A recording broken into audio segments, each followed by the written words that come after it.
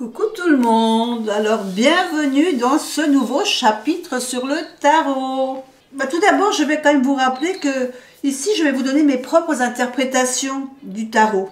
Donc à vous de prendre ce qui vous intéresse, ce qui vous parle, et puis de compléter mes explications peut-être par des recherches personnelles, dans des livres, soit dans d'autres vidéos sur YouTube, pour approfondir vos connaissances, parce que ce que je vais vous dire n'est pas une liste exhaustive, évidemment, de l'interprétation de cette carte. Par contre, ce que je vous recommande, c'est de vous faire confiance, à votre intuition, votre ressenti, vis-à-vis de l'imagerie de votre tarot. Vous pouvez compléter quand même vos prédictions par ce que vous ressentez en regardant votre carte. Voilà. Ceci étant dit, on passe aujourd'hui à une nouvelle carte. Alors aujourd'hui, on va parler de l'ermite, notre carte numéro 9 dans le tarot Rider-Waite. Et alors là, c'est une carte que j'affectionne plus particulièrement. Vous le savez, si vous me connaissez, c'est une de mes cartes que j'aime beaucoup. Regardez, quand j'achète un tarot, il y a plusieurs cartes que je regarde. Je regarde la grande prêtresse, je regarde le fou, je regarde l'ermite. Mais c'est vrai que l'ermite, c'est une de mes cartes préférées. Alors, dans le classique, on voit souvent cet homme d'un certain âge, toujours un peu âgé, mûr, quelqu'un qui a déjà du vécu, avec un manteau, une canne et une lanterne. Il est souvent dirigé du côté gauche de la carte, parce que souvent, il regarde un peu ce qu'il a vécu, donc un peu son passé. C'est pour ça que souvent, on le retrouve en visuel, en regardant du côté, comme s'il regardait en arrière. Au niveau positif ou négatif, pour moi, cette carte, elle n'est ni positive ni négative. En fin de compte, c'est pas une carte qui va nous dire si on réfléchit, on a bien réfléchi ou pas. C'est simplement une carte, une constatation pour moi. Cet ermite, il regarde un peu sa vie, sa réflexion sur certaines choses de la vie. Au niveau des symboles, donc je vous ai dit qu'on a souvent le manteau, la lanterne et le bâton.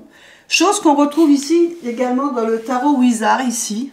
Alors j'aime beaucoup le visuel de cette carte, même si ici l'ermite regarde plutôt vers la droite, vers l'avant. Mais bon, il a bien son bâton, sa cape, sa lanterne. Ici dans le là ici, on voit plutôt quelqu'un qui est en élévation. Alors il n'y a pas de cape, il n'y a pas de bâton, mais il y a cette lumière qui l'entoure. Et lui, c'est pareil, il regarde plutôt vers la droite. Et ici dans le tarot de Ciro Marchetti, il a vraiment représenté la lanterne. Alors ici, on voit un chemin avec cet ermite ici. Et vraiment, ce qui fait ressortir ici, c'est la lanterne. Et je trouve que c'est vrai, que dans l'ermite, c'est ça qui ressort en fin de compte. Cette lanterne. Alors, la lanterne, elle représente quoi? Elle représente en fin de compte l'espoir, la guidance, la lumière qui va nous faire réfléchir sur ce qu'on est en train de vivre ou de réfléchir actuellement. Le bâton, c'est le bâton de soutien. C'est le bâton qui va nous aider à cheminer et à arriver à trouver une réflexion dans ce qu'on recherche. Et la cape qu'il a souvent, c'est une cape souvent de couleur neutre, une couleur grise ou ici marron. Voilà, c'est une couleur neutre. C'est pas quelqu'un qui veut se faire voir en fin de compte. C'est quelqu'un qui veut cheminer dans sa façon de réfléchir, sa réflexion, sa méditation. Si on le suit parce qu'on a envie de réfléchir à la même chose que lui, on peut le suivre, mais voilà, il ne cherche pas à se montrer, à se faire voir. Au niveau astrologique, je dirais que c'est souvent représenté par l'astrologie de la Vierge. L'ermite représente souvent la Vierge. Au niveau des significations, pour moi, donc c'est quelqu'un qui part seul. C'est quand même une carte de solitude, d'introspection, d'isolement. Voilà, c'est vraiment une personne qui se retire du monde quelque temps pour pouvoir réfléchir tranquillement, pour pas être dérangé dans sa réflexion. Il va vouloir décider sans aucune influence dans sa marche à suivre, dans la suite de ce qu'il va faire. C'est quelqu'un qui va prendre du recul, qui va prendre du temps pour lui, pour se retrouver, pour faire le point, il va peut-être même étudier, il va peut-être se retirer pour étudier certaines choses tranquillement. il veut réfléchir, c'est quelqu'un qui veut réfléchir en paix et qui veut pas être dérangé. Si on tire cette carte au niveau du foyer, c'est une personne qui va se concentrer peut-être sur la planification de choses qu'il a l'intention de faire par la suite. Peut-être qu'il va avoir envie de refaire son intérieur, mais par contre, il va y réfléchir avant. Il va voir ce qu'il a déjà fait, qui n'a pas marché, qui lui a pas plu, qui au bout d'un moment l'a lassé. Donc il va vraiment réfléchir à ce qu'il va vouloir faire. Au niveau relationnel, c'est plutôt je dirais plutôt une période de célibat. Période de célibat ou peut-être une période de retrait pour réfléchir à sa situation de couple ou la situation, une relation peut-être amicale. Il a peut-être besoin de revoir s'il y a eu des soucis avec quelqu'un, mais peut-être qu'il a besoin d'y réfléchir, voir s'il va continuer à être avec cet ami ou pas. Au niveau de la carrière ou de l'argent, peut-être qu'il est en train de réfléchir pour faire une formation, quelque chose, ou se perfectionner dans quelque chose. Il a peut-être envie d'être guidé dans une autre direction, dans un autre travail. Je dirais qu'en mots-clés, on va parler ici de solitude, de méditation, le désir d'être seul, de se retirer, de se mettre en retrait de la vie trépidante. On va parler de sagesse. Donc j'ai dit se retirer dans le calme pour un moment pour pouvoir être au calme et réfléchir tranquillement. Faire une retraite spirituelle peut-être aussi. C'est vraiment le moment d'introspection et d'isolement. C'est une carte de patience aussi puisque on a besoin d'être seul, donc on a besoin... Quand on tire cette carte-là, il faut savoir que si on cherche à faire une action, on sait déjà que cette action ne se fera pas tout de suite.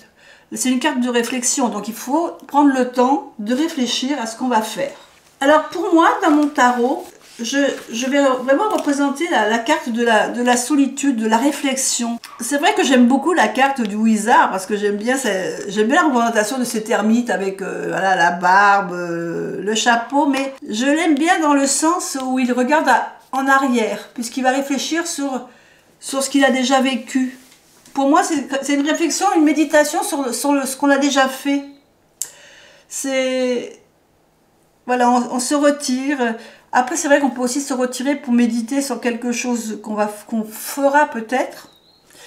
Ça va dépendre de la question. Donc, je vais peut-être rester dans le neutre et peut-être que je représenterai mon ermite simplement avec cette lanterne. Parce qu'en fin de compte, c'est vraiment pour moi, si on représente l'ermite, je vais vous dire une personne d'un certain âge avec sa lanterne.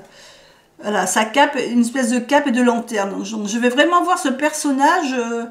la cape et la lanterne. Alors donc je pense que je vais quand même représenter mon ermite avec une lanterne, il y aura une lumière, mais ça peut être aussi un conseiller, un guide, un confident. Donc elle va être difficile à choisir ma carte parce que j'ai beaucoup de mots-clés moi dans cette carte d'ermite. J'ai la solitude, donc la réflexion, la méditation, prendre du recul par rapport à une situation, ou vouloir tout simplement se recentrer pour bien faire un choix. On va s'éloigner des distractions, on est prudent. On a besoin de calme, d'introspection. C'est une période de célibat volontaire par contre. Voilà, si on se retrouve célibataire, c'est peut-être parce qu'on l'a voulu. L'ermite, il se retire parce qu'il le veut. On ne lui impose pas, c'est lui qui a fait ce choix. Donc on parle ici vraiment de persévérer. Donc c'est vraiment la carte d'isolement, de retrait sur ce qu'on vit tous les jours. Donc c'est vrai que pour l'instant, mon ermite, il y a vraiment ce personnage qui se retire, mais j'ai pas encore décidé vraiment de comment je vais le représenter, parce que de nos jours, ça pourrait être quelqu'un qui se renferme chez lui, qui reste chez lui, qui évite de sortir parce qu'il veut pas être distrait. Donc ça peut être quelqu'un qui va rester chez lui enfermé, soit pour étudier, soit pour revoir les plans qu'il a déjà fait par le passé. Difficile à dire encore comment je vais représenter mon ermite. De toute manière, au fur et à mesure que je ferai mes cartes, que je dessinerai mes cartes, je vous les présenterai après sur ma chaîne. Hein. Mais pour l'instant, je ne suis pas encore dans la période où je dessine. Je suis dans la période simplement où je réfléchis et je potasse, disons, savoir comment je vais représenter mes cartes. Voilà. Et vous, votre ermite, à quoi il ressemblerait? Dites-moi-le en commentaire. C'est toujours intéressant de connaître un peu la vie de la communauté. Allez, je vous fais des bisous et je vous dis à bientôt pour une autre vidéo. Bye bye.